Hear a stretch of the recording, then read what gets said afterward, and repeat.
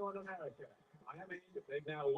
right, once again, y'all, it's the man King Eric, the media assassin. We're now tuned in to episode 667 of Off the Cuff Radio, live from StreamYard.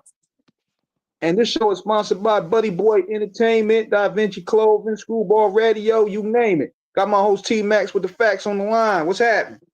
What to do, y'all? We are back in live and direct. Another tremendous Thursday of the freshest frequency on the internet, OTC Radio. Shout out to our co-host and spirit, a lot of Sandman, Lach and Chill, of course, DJ Sincere of Dirty Basement Radio up in New York.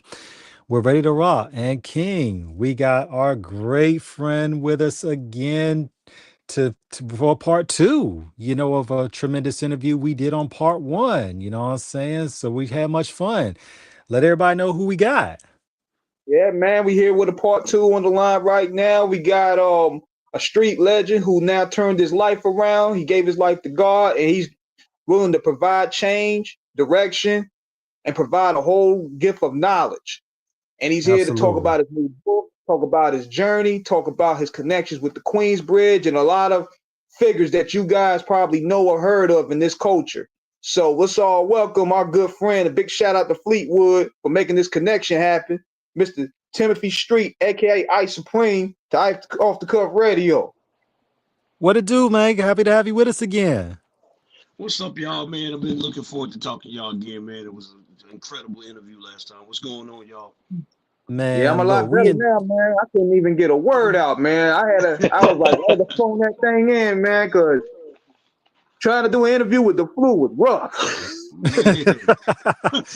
man, look, Tim, your testimony was so incredible and inspirational from last show. So we talked about the journey you went through from, being on the streets to redemption. So we're going to talk in this part two about the music side of it in terms of the people you met along the way with it. Your QB lineage and heritage is very detailed. It is celebrated. It is distinguished.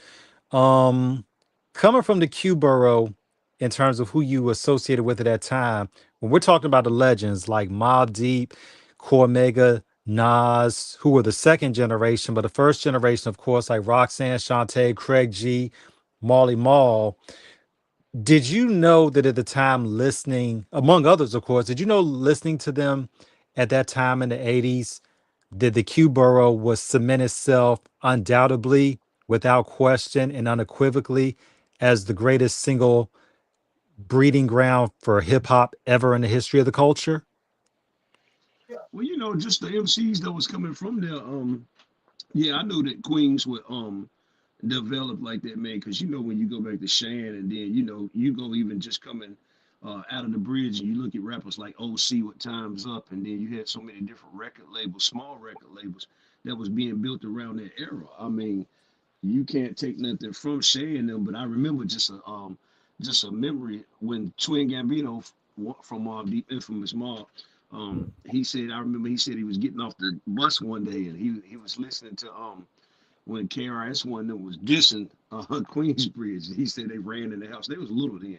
He said they ran in the house, and they Right. was like, look, man, going up to Shay and them like, yo, we got to get them back. We got to get them back. But you know it's a lot of heavyweights out there, man. It's a lot of heavyweights from Queensbridge as far as the rap scene. I'm talking about like even coming out of that era, coming out of the Shan, coming out of the Marley Marl area. Just so many different rappers, man, and with skills too, with skills. So I knew they would be established, but like I'm telling you, when KRS One that dropped the bridges over, it was like a bomb to them, and they was like, we gotta get back. So that was just a memory that I had. The twin had shared with me that was kind of funny to me because once again he said, I remember we was getting off the school bus, and he said they heard it, and the way they heard it, they was like, man, they just killed us. So that was just a memory he had gave me. Man, shout out to MC Shan, living legend. We had him on the show a couple of times. Shout out to Pat with us, who got him on the show.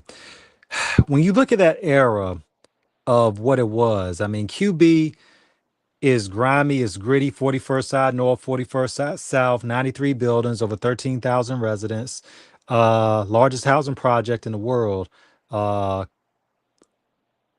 what do you think made it so special in terms of the grit, the determination, the desperation, and the hustle that propelled it to prominence as it did? Well, you know, the thing about it is Queensbridge projects was notorious. You got to understand, I'm from North Carolina.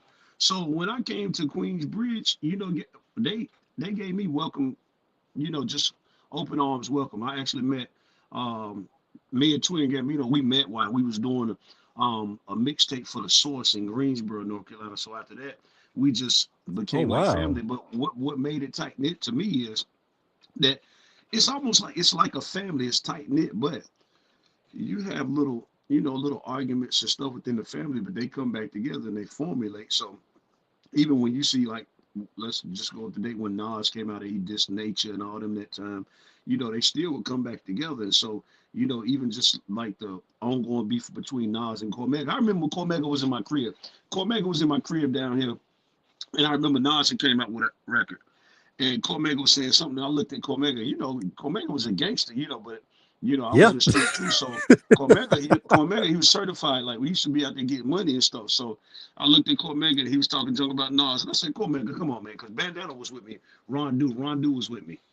And I Hmm. looked at Cormega. I said, Cormega, stop trying to act like Nas can't rap, man.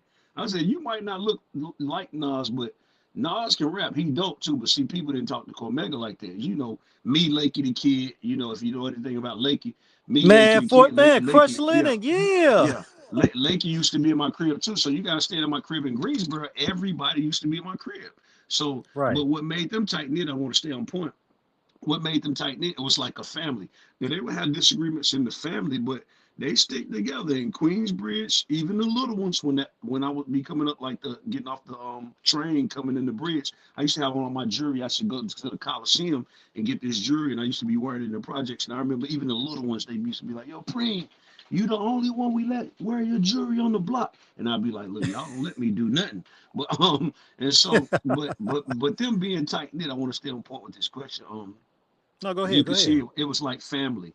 It was like family. And I seen the different like little sets. You see Nas, then you got Nate Nas, the Bravehearts, you got Jungle and all them. Shout out to Super.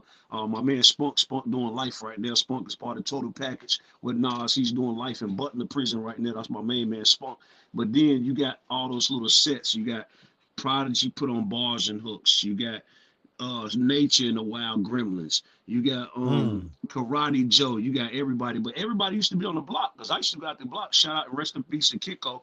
I used to be on the block with Kiko and all of them. I used to be on the block. I go out to the block with them, and no matter what type of disagreements they had, they come back together.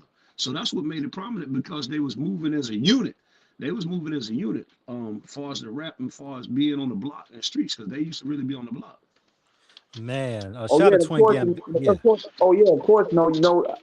No, cheap well for the show. Sad. I got to give a shout out to Black Pole and Schoolball, man. You know they pushing that line out of QB. You know what I'm saying? Shout out to my co-host. Yeah, man. Of course, Twin Gambino. We had him, you know what I'm saying, on the show a couple years ago as well, man. Shout out to all of Queensbridge, man. I mean, everybody we've had has just been the history lessons that we've gotten from the borough. You mentioned Lakey the Kid. One of the best kept secrets for those that did not pick up the 41st Side compilation album that was released in 2001.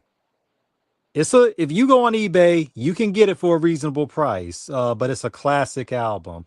Um, I mean, when I first heard Crush Lennon, I was like, oh my goodness. I mean, and of course we can't forget Littles. You know, shout out to him, man. I mean, it's so deep. With Mega. Mega was a mythical figure during that mid to late 90s. We heard Nas shout him out on One Love. And of course, anybody who knows the history of what went down, they know about the firm, they know about the situation that, you know, about the arrangement, and Cormega was not satisfied with it. And that's why he left. And, you know, him and Nas kind of had a falling out for some years behind it. Um, when you first heard Mega Rap, you know, Tim, what was your impression in terms of did you see him? Because we knew he was always dope. Uh, did you know that Mega was going to be one of those next ones to really go to the next level? Oh, definitely. Cormega is dope. Don't get it. Cormega is dope. Um, Underrated rapper dope. But you really seen Mega blossom when he came out with them independent albums. And when he went over there, he signed them Yeah. deals with Land Speed when he went and The signed with Land Speed. realness. But Yeah, yeah, the but realness. yeah, Yeah. but again, like I like it. Did you know hip hop? I'm not trying to move from Cormega, but Littles is one of my close associates. Little sent me money when I first got out of prison. Me and Littles did some deals. I helped Littles with the whole company with him doing, Littles is the machine really behind Moneybags Yo. He signed with Yo Gotti, but me and Littles moved Moneybags Yo in with him, and Littles taught him the business. Littles wasn't the type of manager that's gonna move with you from place to place. Yo. Littles teach him the business, then put his people in position. But Cormega, I love Cormega because we would be out in my crib in Greensboro. Cormega used to be in my crib all the time. When I had a little trap spot by a place in Greensboro called The Hill. And Cormega used to be in my crib all the time. Rapinoe used to be over there too. But Cormega used to be in the crib, and we'd go in there, and I still had like the boom box, and we just put Tection in and just play that thing and just hear Mega and everybody freestyling. Everybody used to be at their crib I had. From Entice to Cormega, from Raekwon to Ski Beats, from Ski Beats to Camp Low, from Camp Low. Everybody used to come to this one crib. And so Mega, when I heard him rap, I said, "Oh, this joker, he dope for real." And I hadn't really heard him rap then, but he's definitely established as one of the best MCs out of Queensbridge, no doubt about it, hands down, Cormega. Man, when I first heard him on what was it?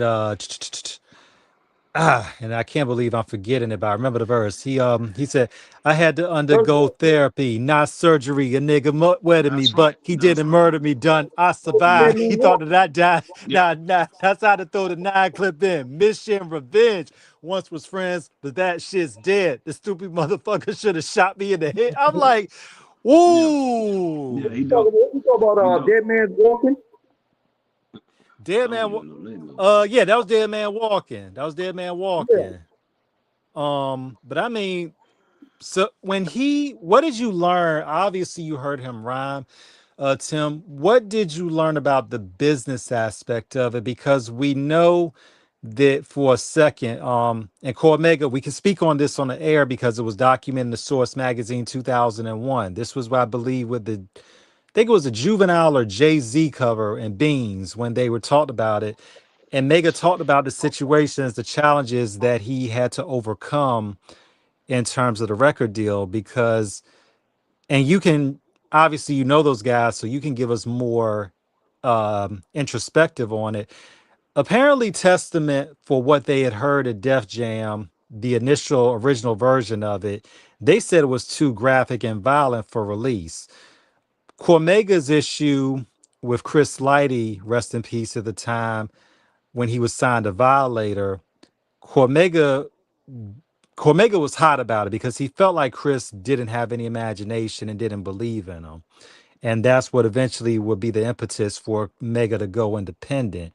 Um, Talking to him about the business and knowing the people that you have, what did you learn about the politics of the industry, what it takes for artists to get signed, and even after getting signed, getting albums put out?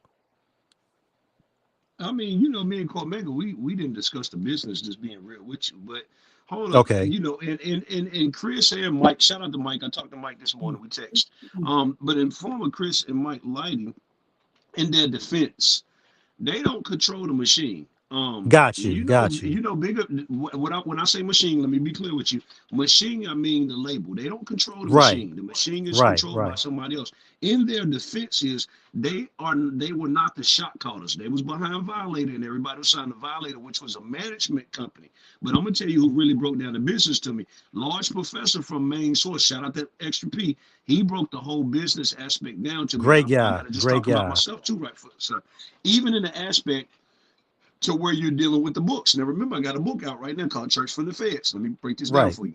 Go ahead. Go So, ahead. shout out to Fleetwood, but I had to put Fleetwood too. I had to school Fleetwood on a couple of things within the last couple of days. So, looking at the books having a book out is just like having a record label, being on a record label, and it's having a record deal. Let me explain to you. So, look, the split between Amazon, and you can put this in where Def Jam, whoever you want to put right there, you can execute First Priority, Music Family, whoever you want to put right there, Cold Chilling Records. You want to go back in the day. But a book deal is just like a record deal. So the book deal, you go to the platform, you go to Amazon, you put your book out on Amazon. Amazon tell you, yes, it's a 70-30 split because it's your product. You wrote the raps, you wrote the book. Once the Amazon put it on their platform, it starts selling. So now it's selling for $15.99. So it's a 70-30 split that you think.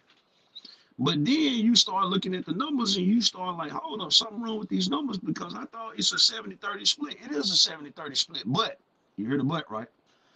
They Right. take out the printing, and the shipping costs out of your side of the 70%. So when it's time to get the money now, Amazon holds 65% and you hold 35%. Cormega, what he did was genius. What the artist did was genius that went over the land speed. So I go now to Amazon. I buy my book from Amazon. I set up my own distribution because I'm a distributor. That's why I went to federal prison because I was a major distributor of illegal things. Now I distribute. Now I got Amazon. I'm 80%, they 20%. You have to know how to go independent, man. Now, what Amazon does for me is the people that order from, like, let's say my man Arias in Qatar. He can order from Qatar on Amazon. They got the longest reach, their arms alone. But major distribution of distributing my product right now, I'm taking the distribution. My Household of Faith Inc. is a publishing company. So now I'm able to order and send the books right into the prison. I buy from Amazon. I control everything I buy from Amazon. Now it's me 80-20. With the record labels, same thing, man. It's the same thing.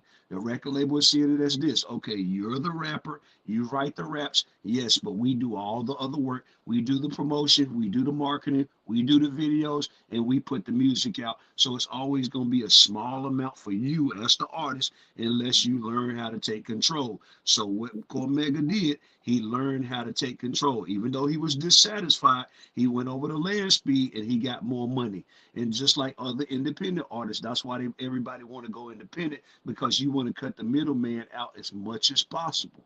As Right. much as Right. possible. That's it. And it's crazy when you think about it, because I was a huge Cormega fan when on September, believe it was September 11th, 2001, when he dropped The Realness. That And realness was hard. Ooh, yes, that and realness the hard. true meaning. And a year later, he American dropped, Beauty.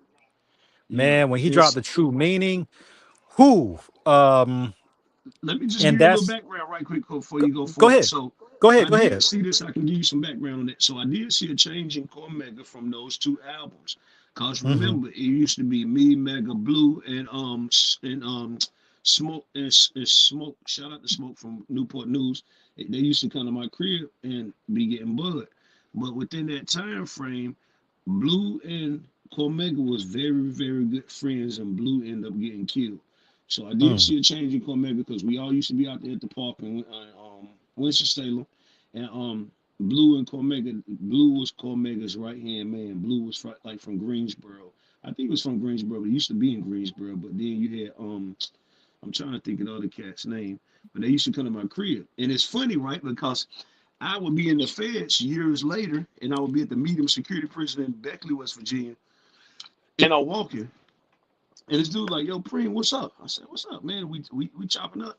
He's like, "You don't remember me?" I said, "Nah." He said, "I used to come to your crib, that crib that you had over there by the hood, and we used to come and buy bud from you." And that was the same dude that used to be with Cormega and used to be with Blue. But again, I seen a change in Cormega during that time right there because Blue was murdered. Blue was murdered. He wouldn't have a car wreck. He was murdered. And so, Cormega, he talked about Blue on the album. He dedicated the whole song to Blue. it's crazy because when we look at that beginning of Land Speed, when we look at J Core, this is around the early 2000s when we begin to see more of that wave of artists going independent. Of course, Master Ace from Brooklyn, he dropped Disposable Arts on J Core. Um, and when you see, Tim, like what you were saying about the independent labels, you know, and a lot of people have to understand this when artists sign to major labels. What they have are the resources at the label's disposal, which the labels have in abundance. But because the labels, like you said, it's like publishing a book. But the thing is, the labels putting out have they got control of it. That's right. So a typical deal, and this is what artists, once again, we've spoken on the show so much. if an artist gets a $5 million deal from a label, that's a $5 million loan that they have to pay back. Right. That's And not blowing money. no, it isn't. But they be thinking that. Look, they be thinking that. You hear me? They be thinking that though. They They be be thinking they um, thinking. hit the lotto. Yeah. They when we think. give it when we give it context about it, this was the issue 50 Cent had with Columbia back in the day, because he, and this is before the shooting at the hit. This was this before the fight at Hit Factory and when he got shot. But he said Columbia s- tried to get him for like 8 albums. They signed him for like 8 albums. you know, but they let him But you out know, after even he got. Go ahead. Go ahead. Go ahead. oh, I didn't mean to cut you off, but me and No, go Chopper, you ahead, know, please. Me and Chopper, from making a band was close associates. I used to go pick Chopper up all the time, and Chopper was still in debt with Puff. He still had to write some more stuff for MJG and 8Ball's album and all kind of stuff. It was a while before Chopper actually was able to get out of that deal. He still had to write more albums and do more work for Puff to get out of that, because when he came out with Untamed Gorilla, and as a matter of fact, back then I had a promotional company called Lime Green Entertainment. I did all the marketing for both for Core Mega albums, but for both for Lakey's album, for a lot of Mobb Deep projects. Then the Champagne Kings, we did a lot of stuff for Chopper stuff. I would just go to independent artists and help them market and stuff, because I came from a marketing background. But even Chopper's Untamed Gorilla, it did like 100,000 fast, and then you had I'm trying to remember some of these rappers' name. Then we had another guy from the Jeezy camp. He I'm trying to think of his name. Name a couple of people from the Jeezy camp. Shit, there was Boo Rossini, there was 211, there was Slick Puller, Blood Raw. Blood Raw, yeah, Um, Blood Raw did a lot of ones. American Gangster, Blood Raw sold a lot of independent copies on the street. You know, that's why Shout out to Blood Raw. We had him yeah, on the shout show a out to couple Blood years Raw. ago. That's my man right there, Blood Raw. Solid guy. I did the marketing for Blood Raw. We used to be together all the time at the clubs in Atlanta. But Blood Raw, he did a lot of copies in the street, and like I said, Chopper did too. Untamed Gorilla, he did a lot of copies. So they started to understand and say, listen, I can't go with the major label. I got to go into independent. And you got to understand. Listen to what I'm saying. Chopper came out and did 100,000 copies of Untamed Gorilla, so he ate. You know, he ate. Right.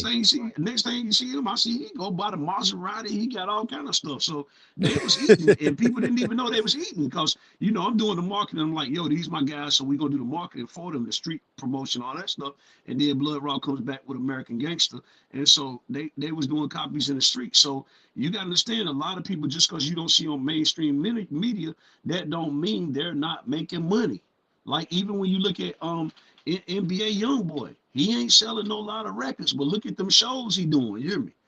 It's Yeah. a cult following. It's a cult following. So a lot of times we get wrapped up in what we're seeing in mainstream media and try to determine who's making money and who ain't making money. A lot of people, they're not making money. A lot of people are not making money. But then you got people, they come and they look at the industry, and they find the niche. They find their niche.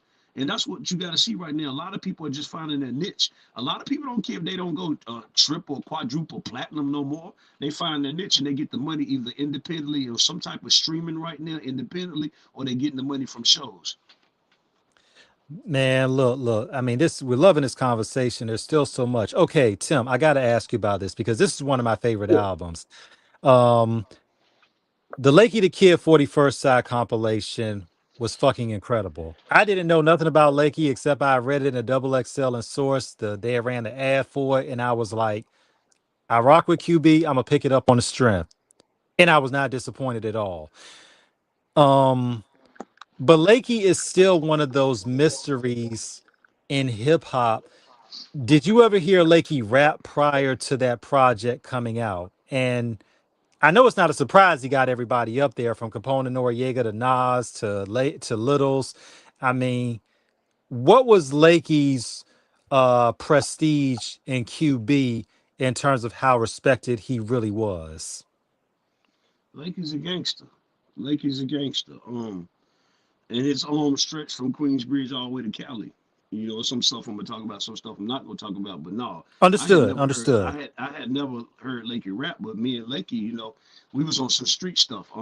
Lakey pulled up on me. He came from LA and he pulled up on me in North Carolina. He called me like, yo, Preem, I really need to meet with you. Actually, it didn't go like that. It was people you had to go through, channels you had to go through to talk to me, channels you had to it was just channels. So he called one of the channels, and one of his main guys from Queensbridge was out here. He was a general of mine in the streets. And so Lakey called Bandana, Ron Do, rest in peace to Ron Do, and set up a meeting with us, and we was talking and stuff like that. So on some other type of time, but I had never heard Lakey rap, but I knew that he was feared in Queensbridge. Now remember that publicly, Lakey had publicly he had beat a cop shooting. So he had shot at the cops and Right. beat it publicly. He had beat that case. So a lot of people was like, yeah, Lakey's the real deal. It was some other stuff that popped off. It kind of put me and Lakey like not on the same terms because you know Twin Gambino. Even anytime you seen me, you always seen Twin Gambino. Twin Gambino used to basically live with me for a while. Him and Ty Nitty was down south, and Nashawn was living with Vic. Shout out to Shout Vic. to He was always Nashawn. yeah. So Vic, he's locked up right now. So Lakey again, I had never heard him rap, but I knew he was doing that for the first side album. So after that, we said, okay, well Lakey, we're gonna do this. If you go ahead and make the album, my company's gonna come in and we're gonna help you promote the album. But yeah, he got street cred. He got street cred from Queensbridge all the way to LA. And I'm talking about when I say from Queensbridge all the way to LA, I'm talking about to all the different sets and all the different gangsters in LA. Lakey's arms, they stretch long. Man, look. Hey, you know what? Since we talking about Queensbridge, and I wanted to shoot this to you, man, because it's a funny hip hop question, but at the same time, I feel like I got to get to where your head is at with this one here. Now, what was your reaction when you first heard when Nas dropped Ether, man? Because at that time we was rooting for Nas in any way. Because you know I'm like, look, I'm QB for the. I'm like, look, we can't let these Brooklyn guys get one on us. You know what I mean? So, what was your reaction when you first heard Nas drop the Ether for the first time? I just said he killed them. I mean, you know, cause they're not gonna out rap Esco, no matter what people think. Let's go back. You know, like I told you, I had a relationship. Paul used to come to my house. Let me just bring you up to date right quick. So Go Paul ahead. used Go to come to ahead. my house. Paul, Large Professor, used to come to my house. Large Professor used to deal with a chick from North Carolina named Sean, right from my neighborhood. So I remember one time, like, you know, I was still in high school. They was older than me.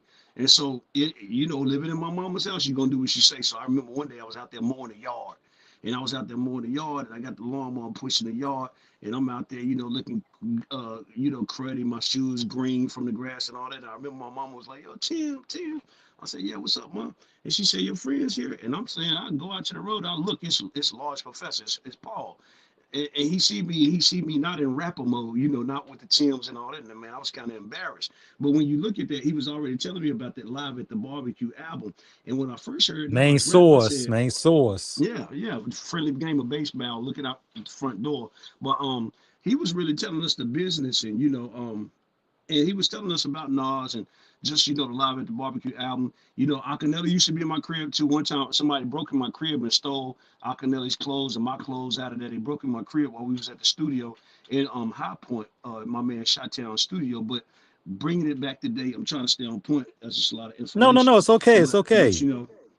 But you know, they had stole me and Akinelli's clothes. Somebody had broken out my crib, and they had broken my trap house that time, and they stole a lot of stuff. And they ended up stealing Akinelli's kids, his keys, excuse me, his keys and clothes and all my clothes and shoes and stuff. But Nas, Large Professor was the one that told us about that album that was getting ready to drop, and it was dope. We heard Nas, and I was like, man, whoever this is, he's dope. So when he came back with the Ether, I wasn't shocked. I knew he was gonna kill. He went to kill mode on them.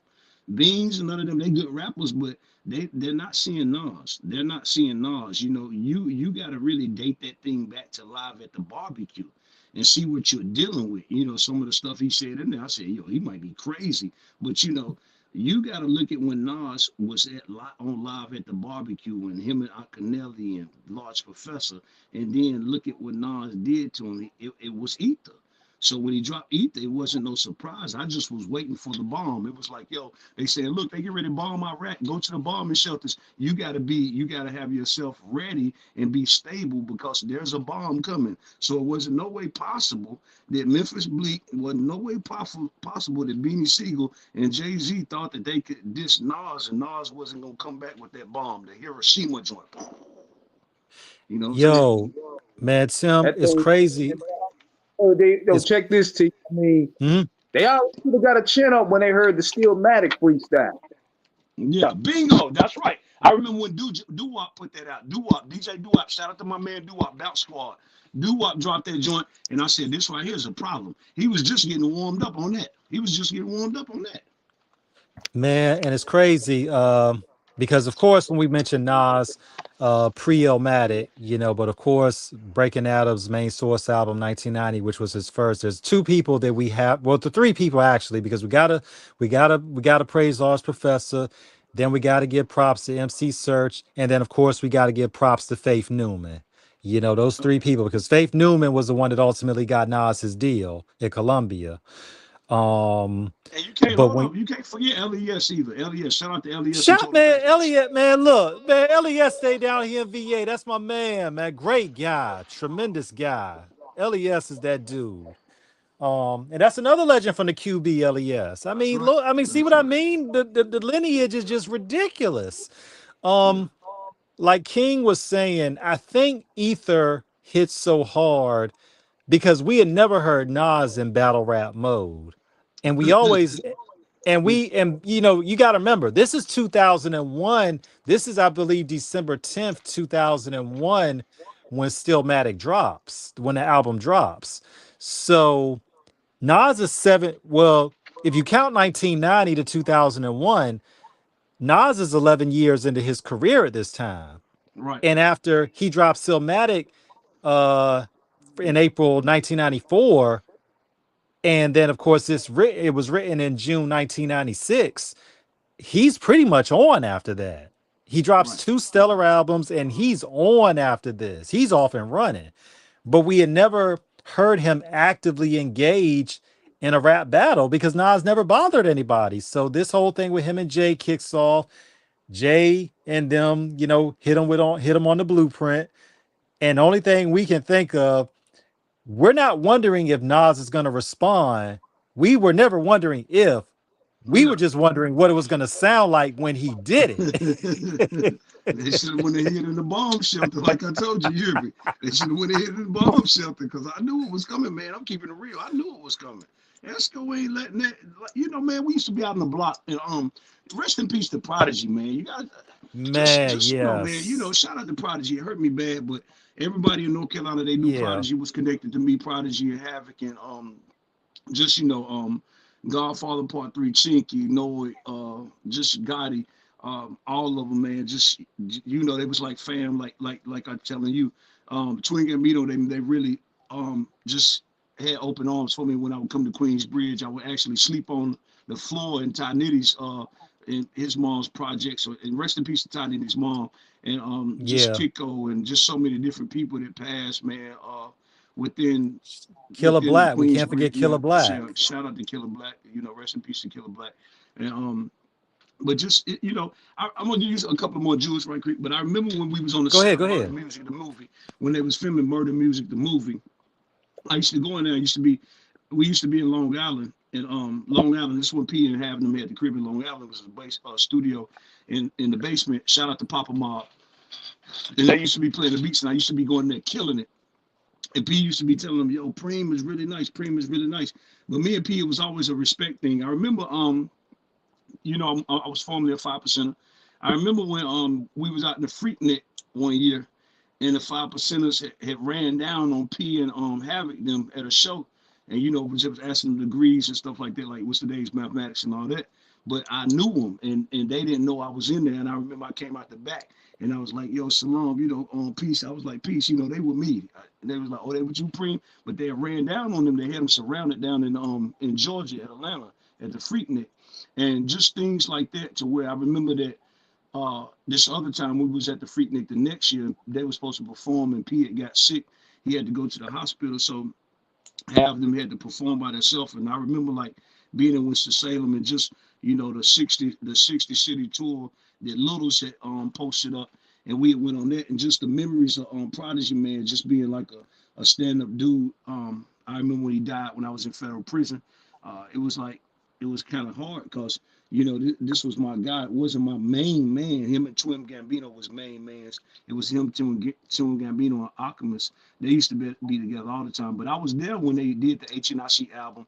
I was in the studio. Steve Solar was the engineer. I was there with them when they did it. And I remember Alchemist, and we used to be comparing weed and stuff like that. And then when they shot the Murder Music, the movie, they shot that in the Hamptons. They actually rented a mansion in the Hamptons, and we went up there. And I remember I brought some smoke that I had from North Carolina. I got some good weed from these dudes down there. Look, this was crazy, right? While I'm talking to y'all right now, Spunk is texting me from federal prison. He got the text service. He just texted me. Spunk just texted me, and from Queensbridge. So Spunk, you know, a lot of people say Spunk was the richest person to come out of Queensbridge. A heavyweight. Him and 50 Cent had a great relationship. Spunk ended up getting a life sentence down here. A conspiracy out of Fayetteville, North Carolina. So he's got a life sentence right now. He just texted me. But back to that Murder Music, the movie, they had rented a mansion up in the Hamptons.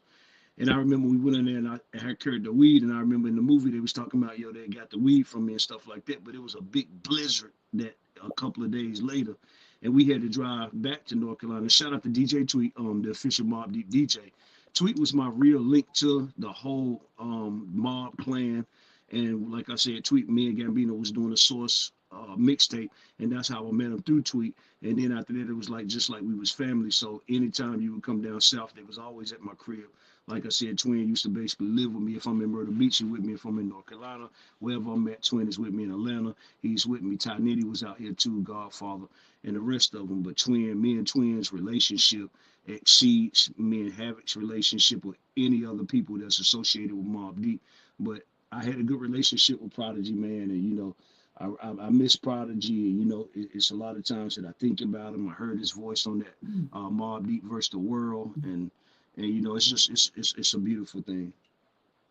Man. What was your favorite memories being around those guys? Like, what were some of your best memories that you had?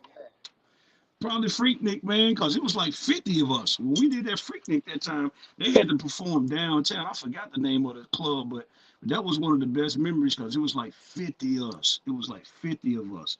And I remember we was down there one time, but then I remember then Murder Inc. them came through with like 50 all black and red tour buses.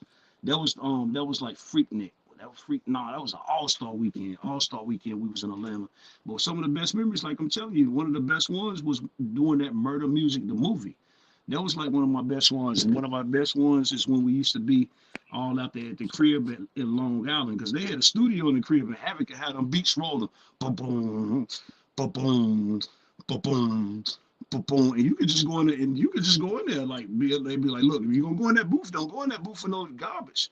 So we'll be sitting there writing rhymes. Me, Noy, everybody, Ty Nitty, Gambino, everybody writing rhymes. So I mean, just it was close knit family. Because the thing about it is, if you were, and you gotta understand, I'm from North Carolina, man. So if you in with them, you in with them.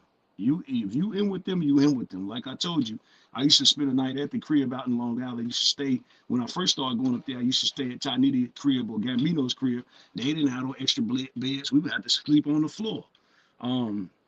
It's just so many memories. We got a lot of unreleased footage. Me and my boy Tyus, we was talking about it the other day. We got so many unreleased footage of videos and stuff with Mobb Deep shows and all kind of stuff. So just, you know, just the love that you got from the brothers, man. Knowing that I wasn't from Queens, that I wasn't from New York. Everybody used to think I was from New York because a lot of the dudes from Mount Vernon, they really put me on and taught me how to really, really hustle, which I was already a hustler, but just the New York, the element to it was able to take me to another level. And if you know anything about my background, I went to another level. So even in the times that they didn't have records coming out, let's say like Infamous Mob and a couple of people from Queens, we would create some type of situation to where they could get some type of finance. Man, I mean, the jewels you dropping. When we think of, because and the thing about it with the murder music movie, because you got to remember, this is in the early 2000s, so you know the internet is around, but it's not what it is now. And so the movie was almost mythical status. What was the deal, Tim, in terms of what was going on with the distribution?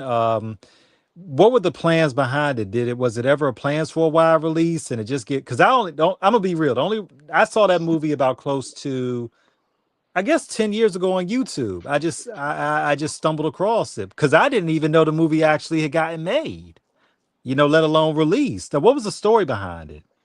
See, the thing about it is, you asked me something that's a particular, and I don't really have the right answer, and I don't know whether Mobb Deep was on Capitol at that time or they was making a transition, but I remember they had a 50-50 deal. I'm not talking about with 50 Cent, and even just talking about that situation, I told DJ Famous from New York, I told him that deal that wasn't gonna go right, the thing with 50 Cent, but I'm taking you back to Capitol, and what you're asking is, I don't have the specific answers for Understood. that Hmm. specific question that you're asking, but I know the film was supposed to be widespread. While it wasn't widespread, because I kept waiting for it. I'm like, yo, twin, yo, what's up with the movie? And they was telling me it was some BS going on with behind the movie. They was telling me. Right, So right, it was right. politics involved, man. I wish I could have called Twin and we could have got Twin on here because he gonna answer my phone. But Twin would have broke it down to you because Twin is like Twin is a businessman. Don't never Twin is the businessman out of all of them. Twin Gambino, he's a businessman. He's a businessman. Mm. And he make a lot of stuff happen. And he can answer a lot of questions too, the in-depth stuff. Then we're gonna have to get Twin back on the show to Yeah, talk about yeah, it. big shout out to Twins, But man. Yeah, we definitely working on getting Twins on Screwball Radio probably this month. So I'm gonna plug you in with him and when I let you know that date, man, because you know that's a QB connection we gotta have. Yeah, we gonna make it happen. Whatever I ask him to do, he gonna do it. China, whatever. Whoever So you need to yeah, do, we absolutely, gonna make it happen. absolutely. but yeah, Tim, but, you still got Littles but and I, Blood Raw's contact? Oh, Little's on deck, man. Little's like my brother. Little's on deck. Blood Raw, I Okay. haven't seen since I've been home. I inquired about Blood Raw a couple of weeks ago. I don't know what Blood Raw is, but he's not gonna be able to hard to find because I just called Shawty, Young Jock, one of them, and they'll find him because he's I'll somewhere drop around. He ain't, yeah. I'll drop that to you in the DM, because I talked to Blood here, and you know I got his contact, so I'll put you in touch with him. Okay, but yeah, cool. man, to carry on to what's going on with your life story, man, talking about you and your accolades and what you're doing now to transition that move from the streets to the music. Do you feel that there's more snakes within the corporate business world or the streets? It's both alike because what they did is the snakes ran from the streets and got in the corporate world. You hear me? A lot of people left before, let's be realistic with you. A lot of people left before the feds could indict them. And we know that the feds can indict when they want, but they knew when to stop. So what they did is they left the game, they left the streets, and they went into the corporate game. So now you got all these, I don't want to say the wrong words, you got all these people, these no good people that has infiltrated the music industry because the music industry didn't used to be bad as it was. Now we can't say shout out to MC Search, but MC Search over there at Wild Pitch, they wasn't giving a lot of money. Tommy Boy Records wasn't giving a lot of money. You had some record labels that was giving a lot of money, but there was record labels that wasn't giving a lot of money. But now you have all these people that was no good already doing bad business in the street for them. They ran to the music industry and now they've corrupted the music industry. That's why you got to really know how to move around in that music industry and get your money. You got to know how to do it. A lot of people still looking for deals, man. That's a wrong thing to be doing, try to look for a deal. You know what I'm saying? Because even with I'm dealing with I'm dealing with an artist at Road Management for an artist named Angie Rose. I think she got 22 million streams right now. So we got Robert Smith on deck. Robert Smith is the head of the project. If you know Casper Robert Smith, he got about 40 plaques under his belt. Then we got Amelia, which is the general manager from London. But we're trying to make something new. We're trying to make it be beneficial also, not just to ourselves, but also to Angie. So Angie can eat off the project and not just like a record label trying to, blood suck the artist to where they're the only person getting the money. We understand the business. We've been in the business. I understand the streets. I mean, you got, and I'm gonna be realistic with you. The streets is no different than records, no different books. It's the same hustle, just a different product. And you're dealing with the same type of people, just being realistic with you. when you think about how the music has been advertised, because like you said, the game got so contaminated. What do you find, Tim, in terms of how you all used to move in terms of promotions and the street teams as opposed to how it is now in terms of advertising and promotion? Okay, great question, man. I love it. I was on the phone with one of my 30-year-old friends. Her name is Alexa. And she was like, well, I don't think you can mix the old thinking with the new thinking. I don't think they should be mixed. And right when she said that, then I said, well, she really don't know how to get no money, um, because you have to mix the old thinking with the new. A lot of people, y'all, they depended strictly on social media. Social media can't do it. What I did with this book, and I gotta just use it myself as life application because I'm big on social media, but I'm in the street with it too. People like that, like, okay, right now you got this. Here go a little magnet. Can you see that? Yeah. Here go a little magnet. It says Church for the Streets, Church from the Feds. It's a magnet. I'm still on it because you got to understand a little bit more of my background. I used to work for Steve Rifkin. So we did Hoodlum the movie. We did Cellar Dwellers Project, Davina. We did Dead Prayers, Wu-Tang, Funkmaster Flex, Fat Joe, Loud Big Pun. records. Yeah. So Loud Records, that's right, SRC. So I worked for them under DJ Tweet, and we would have all these promotional items. So I went and got about 1,000 of these pressed up, and I'm handing these magnets out, Church from the Feds. I'm handing out, I got more stuff, Church from the Feds, Church from the Feds. So I'm still putting down the guerrilla marketing. I'm still putting down the guerrilla marketing, but I'm also on the street with it. So to make it be successful, my tip is Hmm. them, and I don't like giving away my recipes and my formulas. But my tip to those artists that's on these labels are trying to do something, you have to mix the new thinking, which is social media, with the old thinking, which is guerrilla marketing, and they have to come together. When they formulate and when they combine, then you will be successful in what you're trying to do. And that's what we're doing right now with Church from the Feds, Volume 1, a story of God's and changing grace. We're hitting them not just on the internet and social media because some people think that's the only way to go, but we're also in the streets with it. I'm putting a flyer in your hand. I'm putting a magnet in your hand. I'm getting a t-shirt, giving you a t-shirt, giving you a baby bib. I even got baby bibs. I give away baby bibs, and whatever it takes for it to be known that this right here is the new wave and this is the project. I mean, and that's most important because there's nothing like that face to face interaction of the tangibility of merchandise. And what we've seen in social media over the past 10 plus years is that depersonalization of interaction because everybody's looking at this automation that they think is going to be automatic in terms of how they get an audience. And that's not what it is. Because, and we talked about this on so many shows. You may have an artist on IG who's got 50,000 followers, but it's crickets when they actually do a show. Because the thing You is, Exactly. tough, man. I like you. you, You tough. You on it. You on it. I like you. Let me tell you you something that's different go ahead, about. go Go ahead, go ahead. Go ahead. ahead. No, no, no, No, please, please, okay, please. okay. Let me tell you something. This is profound, but I will be going. It's different though. I like you asked that question because it's different because I'm looking at these people like you saying they got 150,000 followers, but ain't nobody showing up at the show.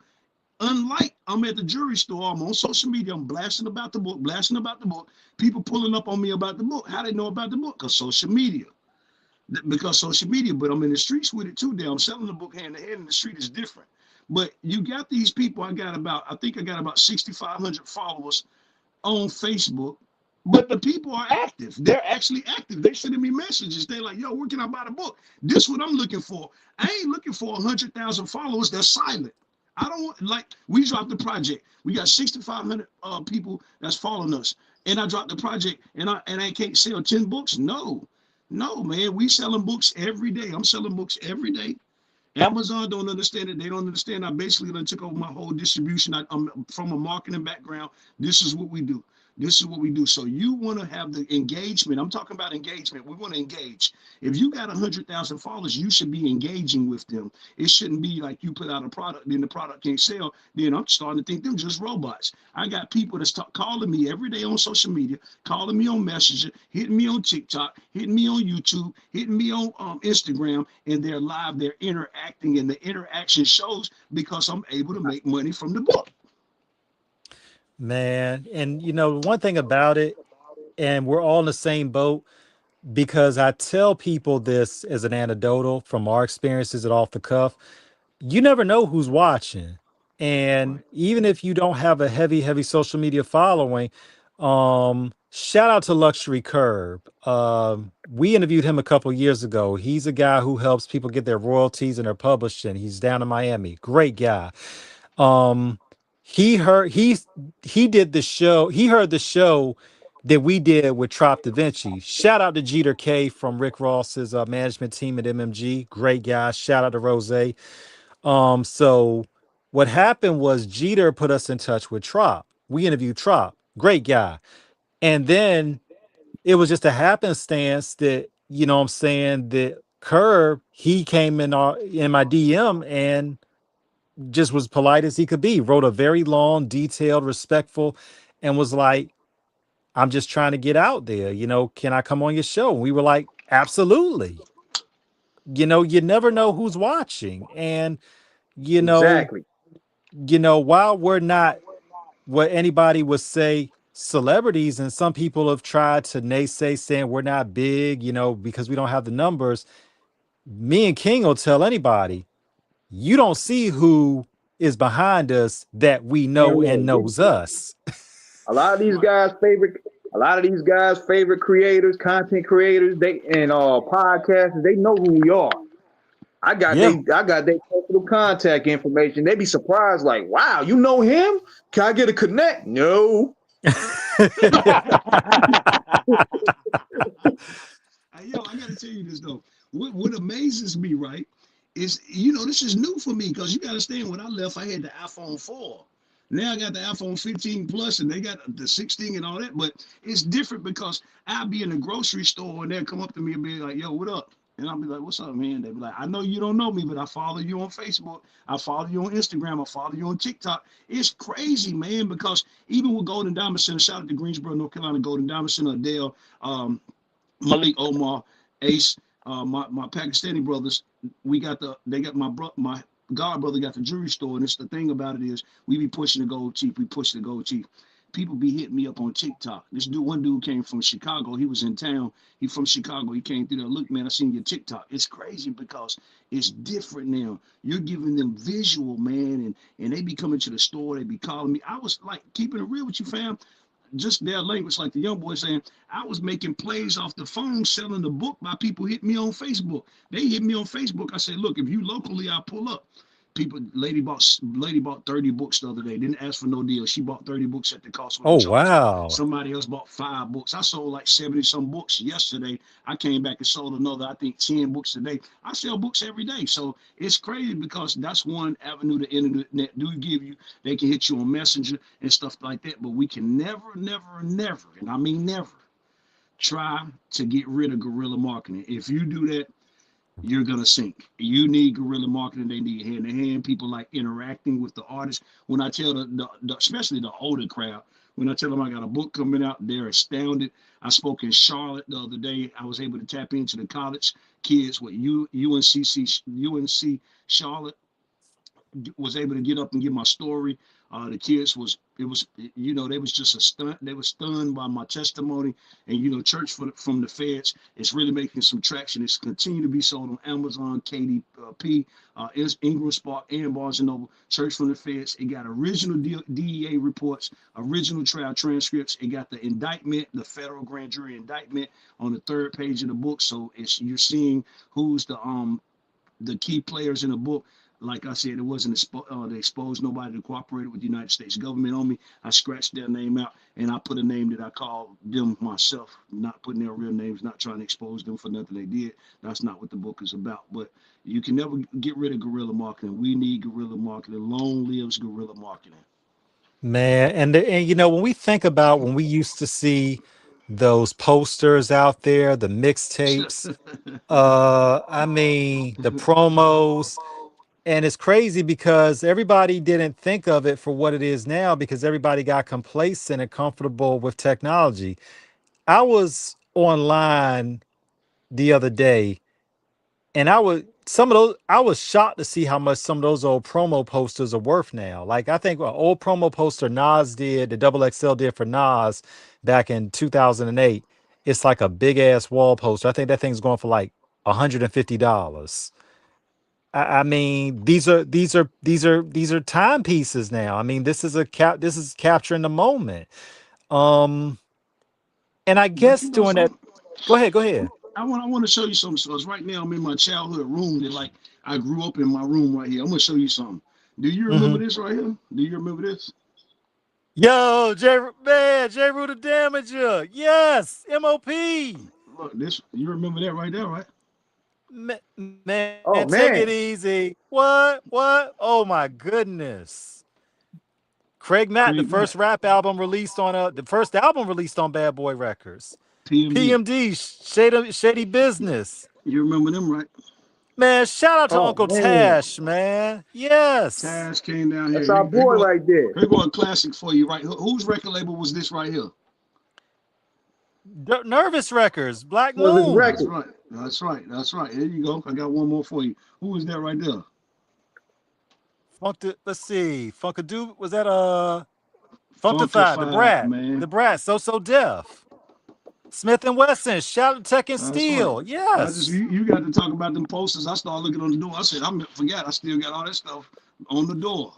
Man, I got so many stickers and posters, man. It's like I don't put them up on the net, but it's like, when we think about that era, Tim, and what you were saying about how the game changed in terms of how people came in, it's just different when we think about that era 25 years ago already of how hip hop was with the video shows, like you said, the guerrilla marketing, even the radio play, because DJs could play where they wanted and let the people decide. And now it's like Right. they got a playlist, it's corporate That's owned. right. Um, how did we lose control of a culture that we created as a people?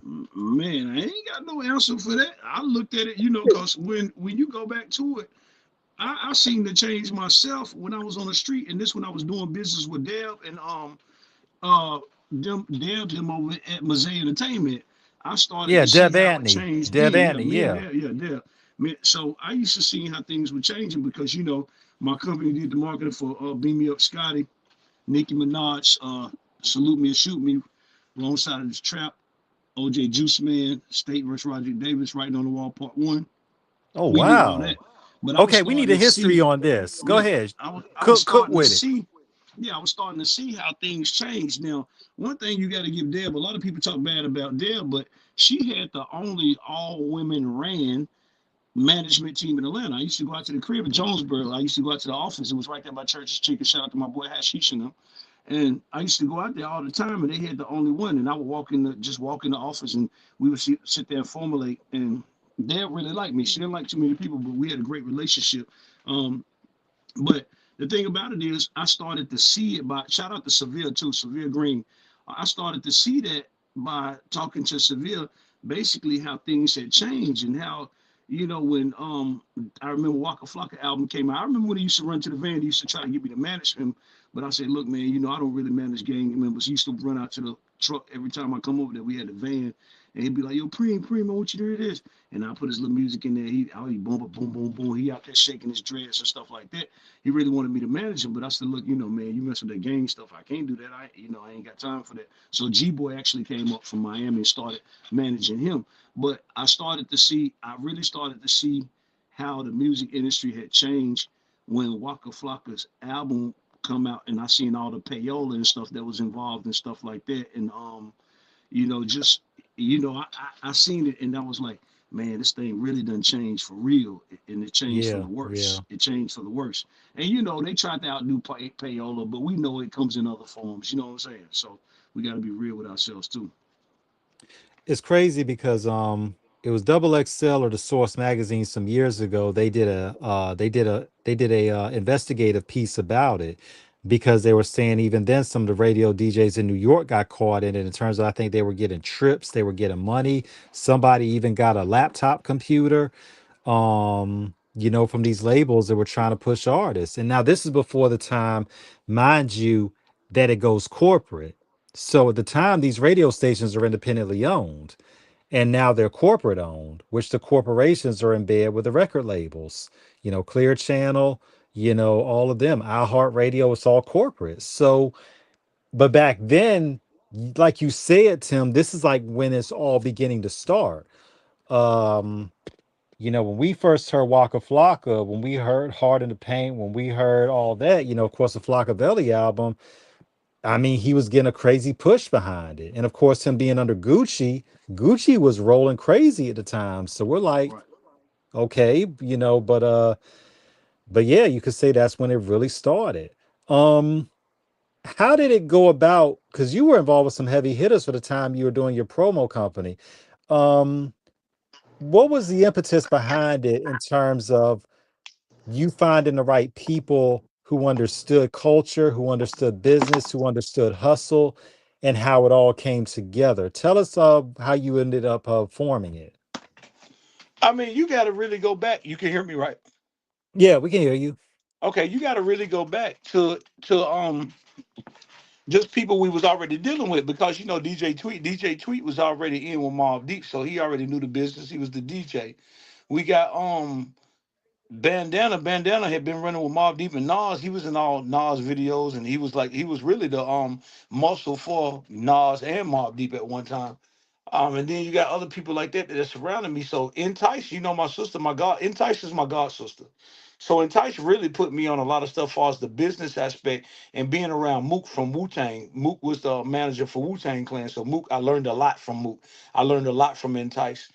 Entice was a vet in the game. She was the first female Hush, rapper hush, out of tip. North.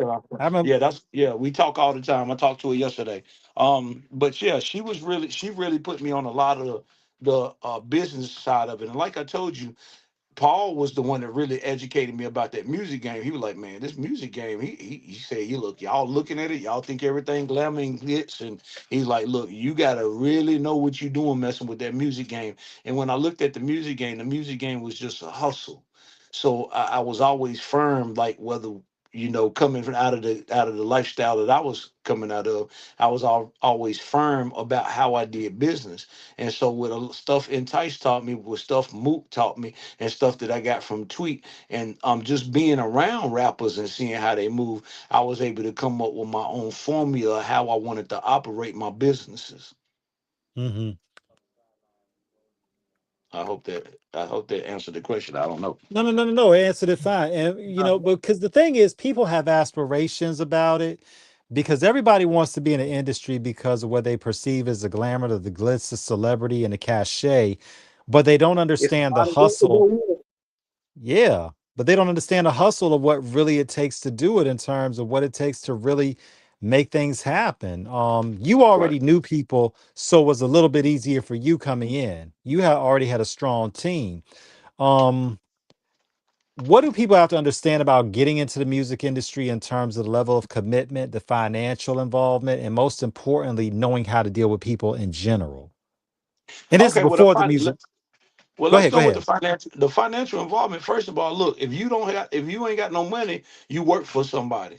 The commitment has to be like Littles. Me and Littles was talking, and he said, we was talking before I came home, and I was introducing him to an artist named Trail out of Virginia. He said one thing about it, Preem. If the artist don't believe in himself, I can't believe in him more than he can believe in himself. He has to believe in himself. She has to believe in herself. She has to think that she's the number one artist in the world. Like he has to think that he's the number one artist in the world. And you have to take it, has to be commitment. It takes discipline, man. It takes discipline whether you hustle. It takes discipline whether you want to be a R&B singer. It takes discipline whether you want to be a basketball player. It takes discipline whether you want to be a football player. It takes discipline whether you want to be a softball player. You have to have discipline. That's why when I see artists and they come to me and they ask me stuff like King, shout out to King Saladin, Ski Beats, and all them that King of being people to me to talk to him, for me to talk to him all the time. And I tell him, first of all, it's a job. So basically, you're going to get out of it what you put in. If you're a person that has a hard time with commitment, if you're a person that has a hard time with discipline or listening, the music game is not for you. And not just the music game. There's a lot of there's a lot of jobs, excuse me. I stand to be corrected. There's a lot of jobs that's just not for you. Because it's going to take all the things that you just said: commitment, discipline, listening. You're going to have that drive to where you got to say, look, no matter what, I'm in this and I want to be successful. I want to be prosperous. Don't get caught up in the glamour and the glitz and the hype. It's a job, man. And what you want to do Mm. is you want to try to create generational wealth, not just money for the minute. I love when you was talking about the $5 million advance, and then we was laughing because they be actually thinking that's their money. You have to pay the money back. It's a loan. It's a loan. So you got to be No. very careful how you spend the money. You got to spend the money in the right areas to make money. It's crazy Yeah, what's because when your, we think of, hey, yeah. T, I mean to cut you off here, but I No, want to King. ask a No, Nick, King. Go ahead. Go ahead. what are your thoughts about these 360 deals? Because that's like another hurdle that they trying to entrap a lot of these artists in right now. Like that's already been around since the 90s, but they're That's more right. so That's right. a mechanical that they're using now. That's right. You right, because Mobb Deep had one with Capitol Records and it didn't work. It didn't work. Capitol was more interested in pushing Britney Spears. It didn't work. Now a 360 deal can work for you, but you got to put in the work. People are looking at the 360 deal like it's gonna be some free stuff on the table. No, it's gonna work if you put the work in it. But like you know me, man, and I'm gonna continue to go back with the book because being on Amazon is just like having a record deal. I'm being realistic Right. with you. So I went and I've ordered my own books. I ordered 500 books. Somebody said, "Why you order that many?" Because I know I can sell them hand to hand. I know I can sell them. I know I can Hey, sell what? them. Amazon, I'm selling books still on the internet every day, but I'm selling a lot of books hand to hand every day. And I'm selling them for $20. That's what I'm selling them for. Amazon selling them for $20. I'm selling them for $20. I ship within that $20. I pay for the shipping and give them a book for $20. So I've created my own distribution. So you gotta understand, I got my own deal. It's 80-20, 80% mine, 20% Amazon. We put aside about $5 for state and federal tax once the business starts to make money. But you know, I look back getting back the initial investment. Now the LLC, what it took me to do the LLC and what it took me to uh the LLC and to pay the tax guy, I know those are long-term investments for the company. But when I'm putting them books and I'm spending that money, and let's just say I don't want to say how much, but let's just say I'm spending $700 for 100 books. That $700, once I get that $700 back, everything else is profit margin. So you got to look at the profit margins. You got to really know business if you're going to try to run your own business. If you're not about business, and it all comes down to a factor, whether it be the music industry, the book industry, whatever it be, Hollywood is all about the numbers. So you got to be good with numbers, and you got to be able to keep up with the numbers, and you got to budget certain things. So that's what it really comes back down to, because that 360 deal is all about numbers. So you got to think, what's on the table with the 360 deals? What do I have to put in? What is the label asking from me? What do I have to pay back? Okay, I got this car over here. Okay, what how much money am I gonna put towards the videos? How much money am I gonna put towards promo? How much money am I gonna put towards how much am I going to pay my management team? It all comes down to numbers, and they got to really be able to work for you. Now, the thing about it is, the deals are good if the right things are in the right place. But I can't say that your 360 deal gonna look just like mine. That don't mean because you got a 360 deal and I got one that it's the same deal. It can be labeled Right. the same, but Right. there can be different stipulations within the deal. So we got to make sure it works for us. That's the main thing, man. We want to make sure we enter agreements. We want to make sure we enter deals that works for us. It has to work for you. Let me give you this last point. Somebody called me the other day. He said, "Hey man, I just read the book in one day." He called me from LA. And he got to talking, and they did a whole Zoom call with him and a couple of other people from LA. And I heard the dude when he said, "Well, look, we want to just go ahead. We want to put this on a big screen as soon as possible. We got the money, we got the back and all that." So you know me, man. I'm a numbers guy. I'm from the street. I do this for real. So when we got off the Zoom call, I hit one of the guys up, and I know I heard what he said, because the other dude was like, "We got the funding for it. We can fast and pray about it, all that, but we really need to get this thing on the big screen as soon as possible." And so when we got off the phone, I called the other dude back. I said, "Yo, such and such, what's up, man?" He said, "What's up?" I said, "I got a question for you." He said, "What's up?" I said, if you was to tell me you need me in LA on this Friday, who gonna pay for that?"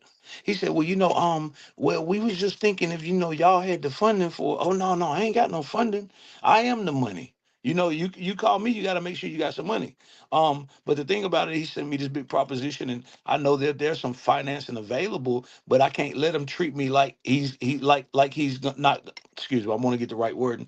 I don't want him to think he can treat me like he's not going to treat like he's not going to treat the next person. And what I mean by that is he has some major projects going on, and if I was to tell you the name of them, you would say, well, where they getting the money for that project? So you got some money for this major film that's going to come out on Paramount or Lionsgate. So it's the same thing when you call me, make sure you got the money. Somebody called me last night for a Right. documentary. I said I would sit down with him and I would listen, because you got to understand, I got something real, man. Church from the Feds, this right here is real. This ain't no made up stuff. I went to trial with the United States government. They convicted me of 70 kilos of cocaine. You're going to read the trial transcripts. You're going to see 500 kilos. You're going to see 150 kilos. Original DEA reports, money they found, $1 million they found, trial transcripts, stuff like this, lab reports about the purity of the cocaine and kind of stuff like that. But it's not about just that stuff. It's the transformative power of the Word of God. It's showing how God was communicating with me even while I was out there doing what I was doing. So the people are gonna be calling, and it's about lives being changed. But you got to understand, this is also my product too. This is how I eat. You know what I'm saying? So even with Christians, I had to tell them business is business. We might do a Right. little couple of Right. breaks because we're in the household of faith, but business is business. So the same deal, like I'm saying, we can go back to that question. They got a deal for somebody else, and I expect them to give me the same deal, whether I'm John Travolta, that's like a hint, whether I'm John Travolta or whoever I might be. You can't step to me and say you want to do a project with me and you ain't bringing no money to the forefront. That ain't gonna happen. Not with me. Not with me. No, I mean, like you said, the thing is about it is that at the end of the day, you always want to keep it, you want to keep the business square biz. And the fact is, if we're going to talk about something that is rooted in reality and is a reflection,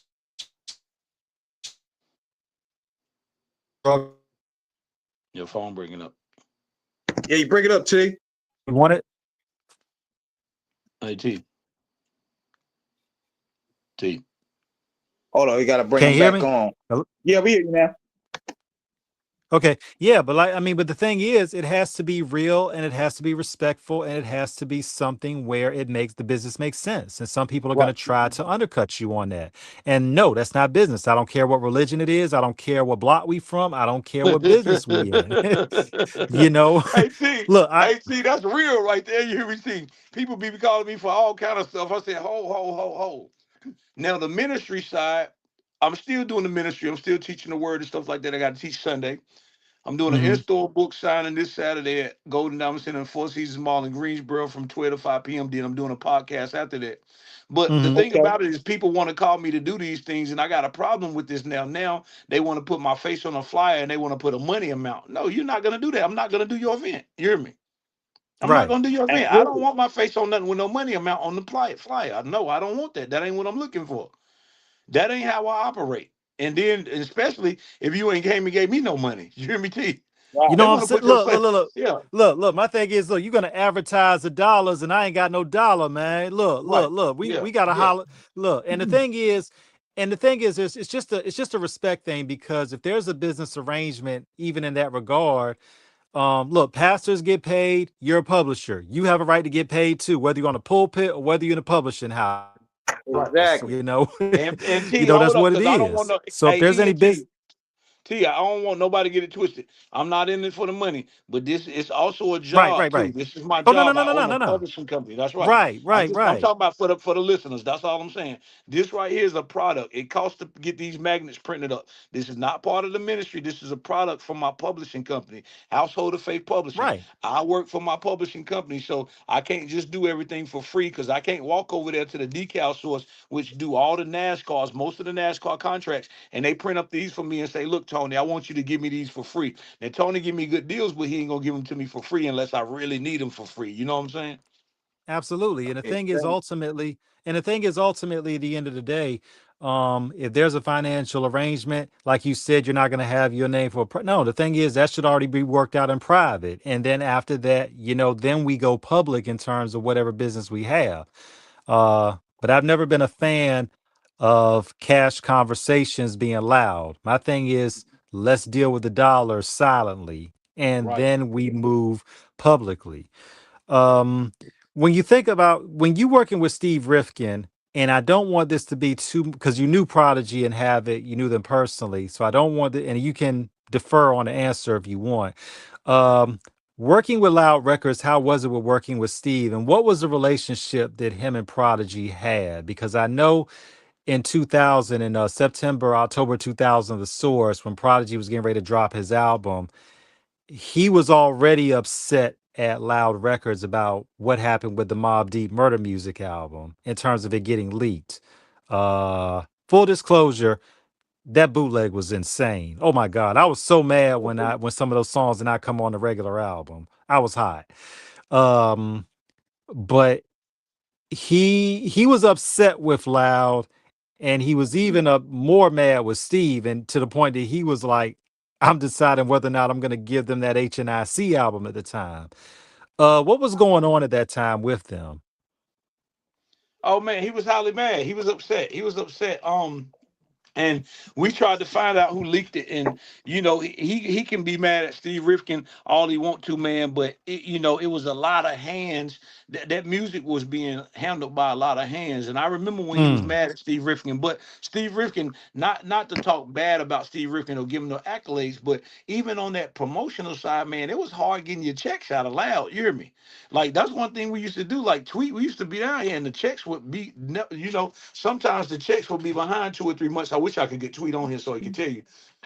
Excuse me. And we would actually ride to New York and go to the office. Now, back then, T, you could walk straight in the office. It wasn't all that security and all that stuff. This before, all the, they start trying to run up in the labels and all that. But we could go right right, up in the right. labels. We could pull up on at Loud Records and go in there and just be in there sitting, eating food, eating like the little snacks and drinking sodas and stuff like that in the conference room. So we would have to actually go to Loud and pick up the checks, because the checks sometimes, the promo checks will be like behind 3 and 4 months. You know what I'm saying? Like I was seeing how you shouted out to Tash and them. The alcoholics will be down here with us and so many different rappers. But at that time, getting back to it, Prodigy was mad at Steve Rifkin, man. He was mad at Steve Rifkin. He was mad at him. He felt like Steve Rifkin was behind that album being leaked. And I don't think you can blame Steve. Just my personal opinion. Just my personal opinion. I don't think you can blame Steve, because a lot of hands was handling that music back then, and no telling who Now, leaked. now Man, what on you top of said. that, Mhm.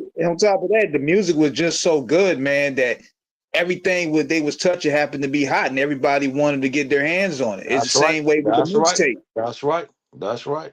That's right. I mean, when we're thinking about Mobb Deep from when they dropped the Infamous in 1995 to when they dropped Hell on Earth in 96, um, they're pretty much riding a hot streak, that rivals the Patriots on their Super Bowl runs. I mean, they're doing this before the Patriots start getting hot. Right. So it's like it was they really had that embedded. And when you look at it, it's like, bootlegging was heavy back then. You said something about a lot of people having their hands in it, which is a great segue. When you're dealing at that time in the industry, Tim, how prevalent was bootlegging in terms of the situations of what was the process in terms of how the music was recorded, ultimately, uh, how it was secured, and then, pressed up for wide distribution, but then how it got lost in the process in terms But of that's what getting I'm on the saying. streets. But that's what I'm saying to you. Like, you ain't even got to get to the process of all that right there. You got to just think about studio time. It's a lot of people in them studios, and this stuff is being Hmm. recorded. They still was recording on reel to reel. A lot of people was Right. still recording on reel to reel. They were still analog. A lot of people wasn't even digital. Now you got to understand, a lot of people was taking this music home. Well, look, let us get this one. Let us listen to this right here. But you got engineers that's changing. Like, for instance, Paul then was really controlling power play up in Queens. They power play. You walk in there, you see Salt and Pepper stuff on the wall. All these different people in power play. Then you got all these different studios where we will be at, and the music. It was easy keeping it real with you. It wasn't no super duper security back then. To where, man, people was selling that music. That's a whole nother hustle. You understand this, right? You could Yeah. sell the music. You could sell the music to the streets. So now when you go up 125th, you see all this stuff. Hold up, man. We just was in the studio the other day when they recorded this. How they get this music already? You up on 125th and they selling it. They out there selling it. I see K Slay up on the block. Yo, K Slay, what up? Rest in peace to K Slay. I see K Slay up on the block. Everybody up on the block. You see people on 125th and they going hand in hand with this music. How they getting the music? Somebody selling the music. It's a hustle, man. It's a hustle. Especially It's a back in hustle. them times with the mixtape DJs, man, Oh they my used to really God. get death threats and beat Right. up out there, man. Right. Right. Right. Man, look, it's crazy because the bootleg thing was always prevalent.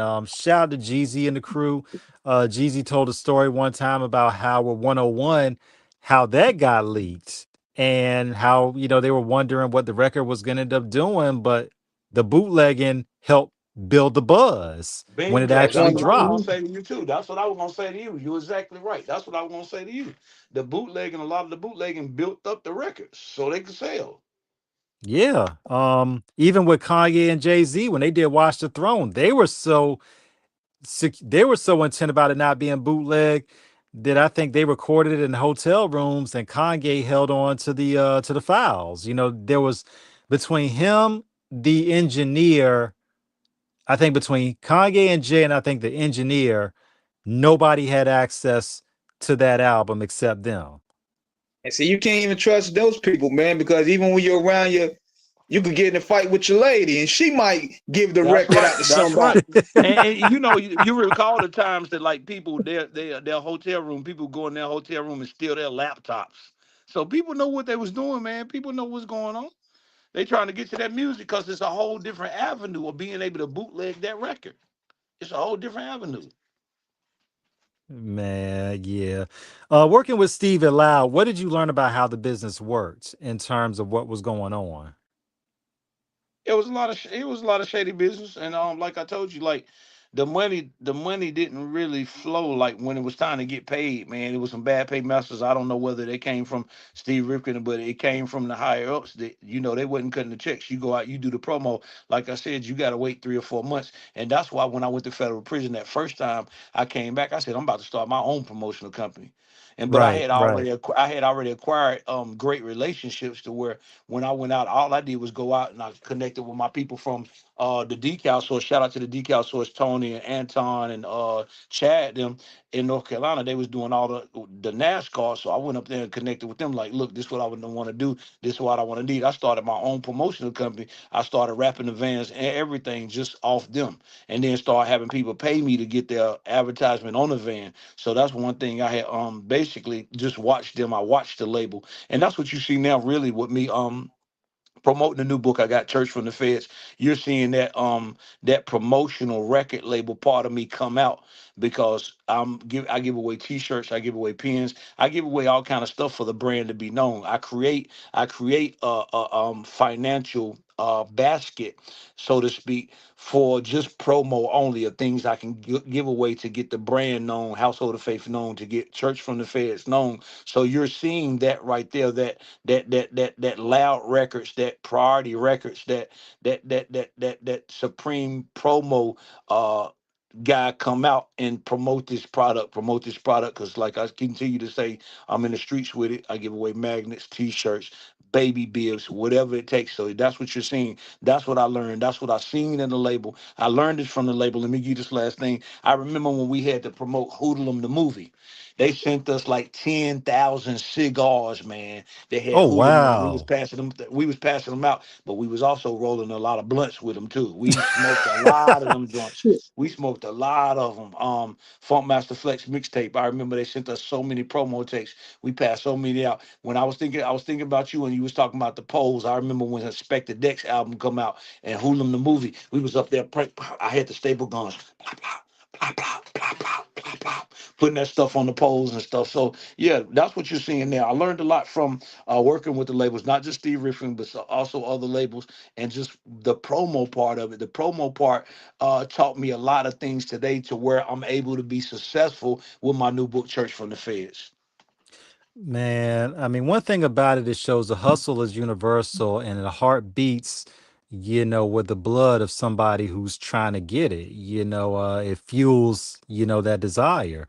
And more than Ambition. anything, yeah, but the way you have been able to apply all of these lessons, seamlessly and weave it into a working way of prosperity bound by faith and grace, redemption, and your testimony is tremendous. I mean, you know, and through it all, you've stood 10 toes, you've been principled, and most importantly, you've been an inspiration to so many people. What does that mean to you to give these lessons, to impart these instructions to this day, Tim? It means a lot to me, but I'm gonna continue to go back to the book because when I looked at that book, and Mm-hmm. even when I remember this, and I was talking to some brothers this morning, and he was telling me that I'm gonna start teaching people. But I was looking at it, and I look at that Amazon, man. It's like the record label, man. I just can't get over it. I'm trying to get over it, but I can't. And even the way they pay. I made a lot of royalties last month, but I won't see them royalties until 3 months from now. You understand this? So I had to for a person that's putting out books and you ain't really got no money or no other hustle, you in trouble. You in trouble. But see me, I work at a jewelry store and also I'm selling my books hand in hand, so I'm seeing income every day. But Mm-hmm. me putting my stuff on Amazon, the royalties I made last month in September, I won't see them till October, November, December. I won't see those royalties till December. So I'm gonna have to start teaching this book game 1-on-1. I can already see me teaching it, and when it comes down to it, it's just basically it's numbers. But to be able to impart this wisdom of my past to other people is so beautiful because I got one for you. You got to go on social media and check it out. But Minister Ronnie reached out to me the other day, man, and I was on the phone with him. He was crying, Mm-hmm.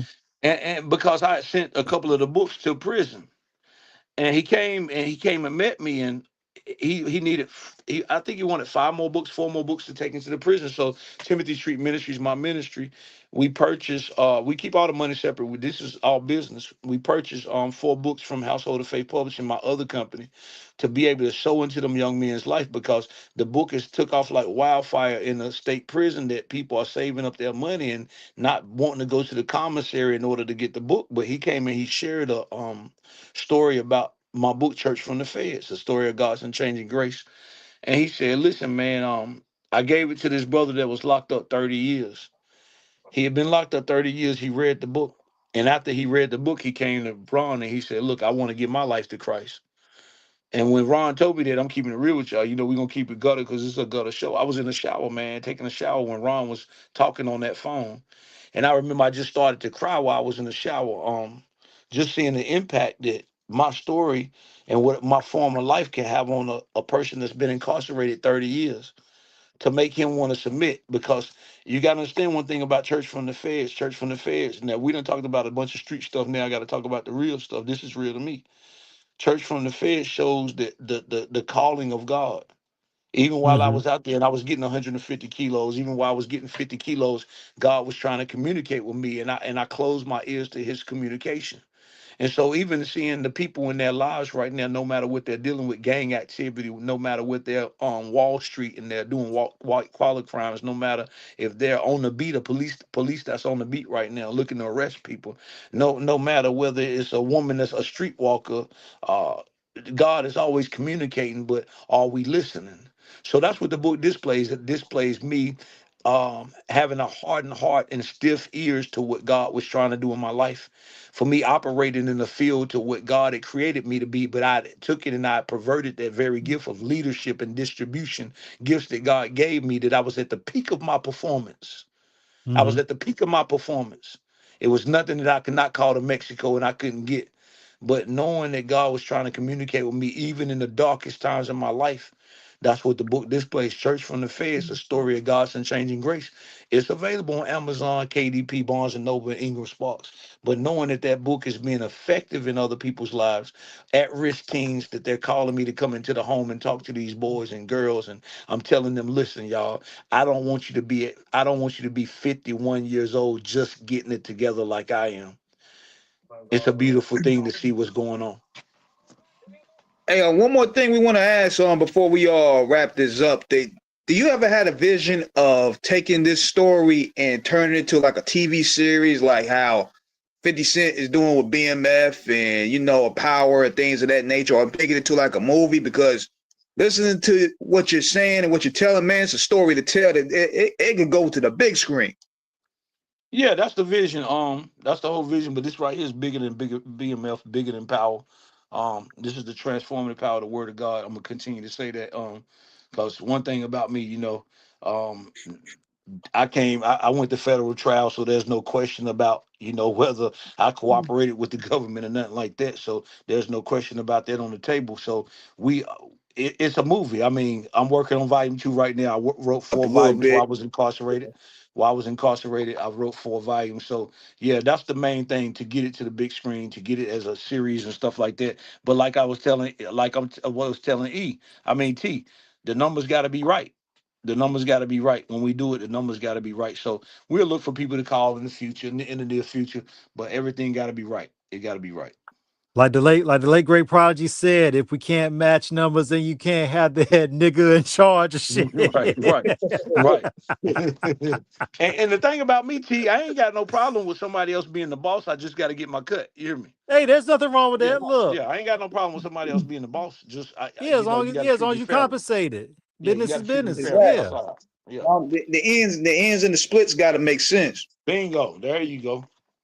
And that's what I was telling absolutely. you when the people called me from they called me from LA about talking about that movie and stuff. It wasn't making sense. This ain't making sense. Y'all got another production, y'all got a major production that y'all doing, and y'all basically telling me, look, well, can you help with the, if you do half the back and we'll match it. Nah, I don't need to match nothing. Somebody gonna call me with the money. That's the I don't business know. right there. Yeah, I don't need to match nothing. Yes, That's it, sir, man. man. I ain't got no more. I'm done. Big facts, Hey, man. And one more thing, man, before we pounce out, man. Let people know how you met Fleetwood, man. Big shout out to him for making this connection even happen. You know what I mean? Without him, we wouldn't even be connected in the first place. Fleetwood, my main man, 50 grand. We go back like 4 flat tires, man. We've been rocking for years. I came along and I helped him with his book. Hip Hop Tried to Kill Me. He was out here doing a TV show. We've been rocking for years. He done seen me. Fleetwood done seen me in the streets. Real stand up brother. He hit me up about every day. He'll send me some type of prayer, something like that. So, you know, I just want to say shout out to Fleetwood and thank y'all, man, for having me again on the show. man, thank you for Definitely, the man. history and the jewels, man. Thank you again. I mean, this was a super sequel to an already tremendous interview that we did on part 1. You know, part 2 was through and through definitely dope, man. Thank you again. Thank you again. Thank you again. Okay, man. God bless y'all, man. Thank y'all for having me. God bless. Thank you again, Tim. You know you're welcome back anytime. Thank you. All right. Thank you, man. All right. All right. King, take us out of here.